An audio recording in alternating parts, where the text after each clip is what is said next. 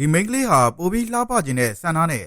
စက်ကူပေါ်မှာမှော်အင်းကွက်တစ်ခုကိုရေးဆွဲလိုက်ပါတယ်။အဲ့နောက်အင်းကွက်ပါတဲ့စက်ကူကိုမီးရှို့ပြီးရေထဲကိုထည့်လိုက်ပါတယ်။အဲ့ဒီရေကိုတောက်လိုက်တဲ့အခါမှာတော့သူမရဲ့မျက်နှာပေါ်ကညစ်ကြေးတွေထွက်လာပြီးအမာရွတ်တွေလည်းအကုန်ပြောက်ကွယ်သွားပါတယ်။အနားမှာရှိတဲ့အစီအံတွေလည်းတကယ်ကိုအံ့ဩသွားကြတာပေါ့။တကယ်တော့ဒီမိန်းကလေးဟာစွမ်းအားကြီးတဲ့စွမ်းအားရှင်တစ်ယောက်ဖြစ်ပြီး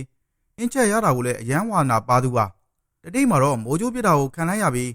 သူမနိုးလာတဲ့အခါမှာရုပ်ဆိုးသွားတာကိုသိလိုက်ရပါတယ်။ချမ်းသာတဲ့သူမရဲ့ခင်မုန်းကလည်းသူမကိုအထင်သေးလာတာပေါ့။ဒါကြောင့်မိန်းကလေးကသူမရဲ့စွမ်းအားကိုသုံးပြီးမျက်နှာပေါ်ကအမာရွတ်တွေကိုပယ်ရှားလိုက်ပါတယ်။သူမပြန်လှလာတာကိုမြင်တော့ခင်မုန်းဖြစ်သူကလည်းအံ့ဩသွားရပြန်ပါတယ်။ဒါပေမဲ့မကောင်းတဲ့မိန်းမတစ်ယောက်ကတော့ဒါကိုသဘောမကျပါဘူး။သူမကခင်မုန်းဖြစ်သူကိုအမြဲတမ်းချစ်နေခဲ့တာဖြစ်ပြီး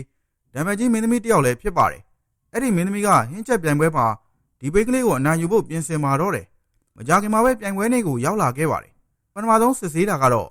ဒါဟာတုံတုံကျွမ်းကျင်မှုပါပဲ။မိန်းကလေးကငါးတကောင်ကိုရွေးလိုက်ပြီးတေးသေးချာချာပြင်ဆင်နေပါတယ်။မင်းသမီးကတော့သူမကိုအထင်သေးနေတာပေါ့။မင်းသမီးရဲ့ဓာကျွမ်းကျင်မှုကလည်းတကယ်ကိုကောင်းလာပါတယ်။သူမကငါးအကျေးကုန်တွေကိုလေထဲမှာတင်ခွာပစ်နိုင်ပြီး